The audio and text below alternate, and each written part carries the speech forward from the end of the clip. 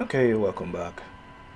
Alright, this is episode 2 of our SQL server training for beginners and also for IT support, guys.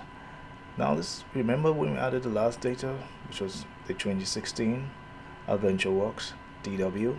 Yes. Now we've added it, and now I want to go into it.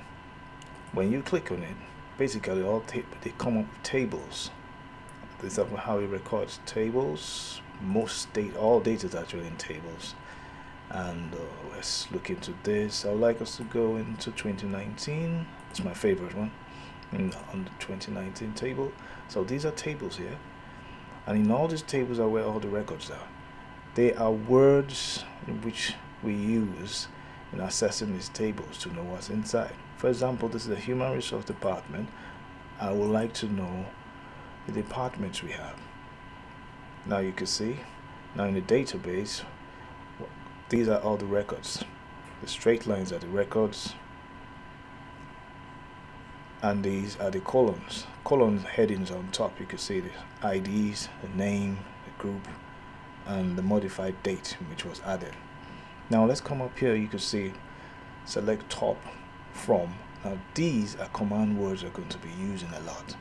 I'm going to show you some command words, and then you can also look down in the video.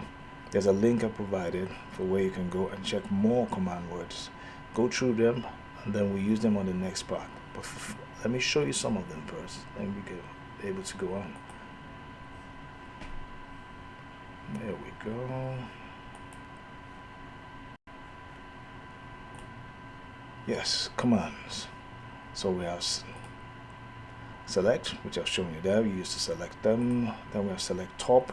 You're trying to select top 5 or top 100. You have to include it from the records rather than just selecting all the records. Then as, you're selecting as from a certain table. Then from is you're using select from to show which table you want it to get the data from. Where's the filter word? Where is the filter word? If we say select from a certain table where maybe 7 or maybe the item is a certain name. Then add, you're including two data together, or you are selecting between two data. Like is also a good filter, like a wildcat. You're trying to check between a certain word. You're not sure of the word, or you're not sure of the number completely, but you can use as a like and brings them all out. Between, now you're giving it a range on where to select from.